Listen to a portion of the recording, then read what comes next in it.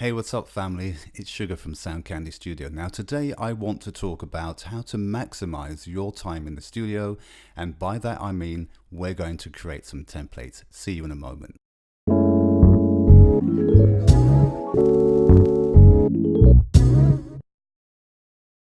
Welcome back. Right, so we're going to jump straight into this one. Essentially, so this video is about creating a template because it's simply going to speed up your workflow. And what I mean by template, let's have a look here. So here is my default template. In my default template, I have the following things. Let's go and do this. So I have a group of tracks, some mono, some stereo. So all the ones that are in blue pertain to drums. The ones that are in red, as you can see, pertain to keys. Then you've got green as the guitar. Then you have your vocals and vocal backgrounds. Then you have a group of sends and returns. And then you have your bus groups. So this is what we want to do, because if we decide that we want to do a bit of music, we don't have to do all of this labeling when we're dragging in samples and when we're playing a bit of bass. We already have it set. So for instance, in this particular instance, all of these are set to my particular hardware output, so I know that when I pick up the guitar and I hit the record button, it will record because it's already set to the right channel. So all I've done is I've spent 15-20 minutes creating this template so that I don't have to do this at the beginning of every single project. Your project in Studio One starts right here for most of it. So if you start a blank session, it's going to start here. So what you want to do is get to the position where you don't have to start here all the time, because it's just a pain in the butt, to be honest with you. We want to just do this where we can just crack on and get on with the making music. So let's just have a quick look up here. On my bus groups, I have some plugins.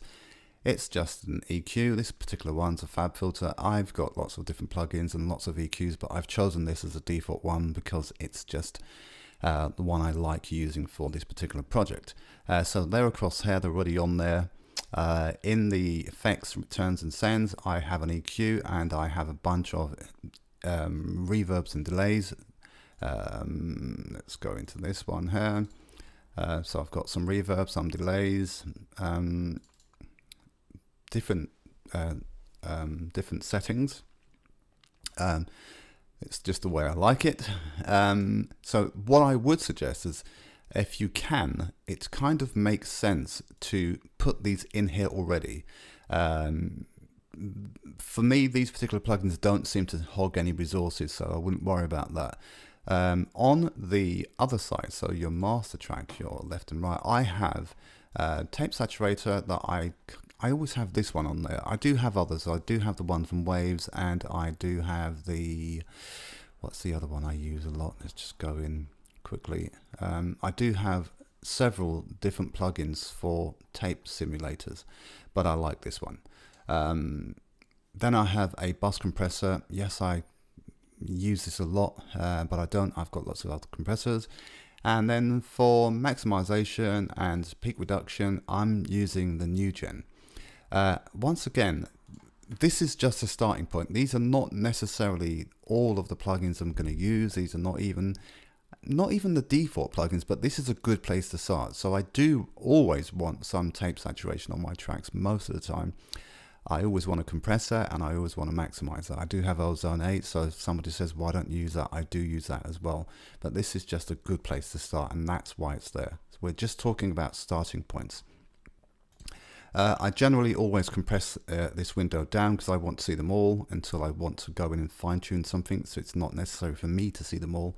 I'm also using 2 Apple monitors, so they're not huge. But so this fits well, and that's also why I've truncated this down as well. So essentially this is where you want to get to, and this is where you're probably going to start. Now, one thing about starting here is if you started by saying I wanted some bus groups, you couldn't simply create them by simply going up here to tracks, because it says add a bus group for selected channels. There aren't any selected channels, so you can't add one there. So if you did want to start there, you're going to have to add it here. Simply click, click again, and you have your groups of buses. The reason why I don't do it this way, let me just undo that, is because if I go in and I decided to say, let me add a few tracks, And let's just say we want to add five tracks. They're all going to be stereo. They're going to be called, for instance, they're going to be called audio for whatever reason. And let's just say these are they're already in blue, and we collected them all up and we said, well, actually, this is great. We're going to use all of these and we want to use them for our drum tracks, as did Sugar. Then we're going to go up and simply say, if we wanted to create a bus for that, we can simply go up and say add bus for selected channels, and now we have our bus group already done. Simple as that. Isn't that great? And that's how we do that. So essentially what you're going to do is you're going to do what I did at the beginning. You're going to take some time and you're going to go through and create all of the ones that you're likely to use. So I'm using kick snares, open hi-hat, close hi-hats, crashes. I don't use the room mics yet because this is for house and garage and R&B and hip hop. So we're not using live studio mics for this particular purpose. So that's why I haven't added them. But if we do a live session, I'll add them too. So this is what you want. This is what it's going to end up looking like. This is what it should end up looking like.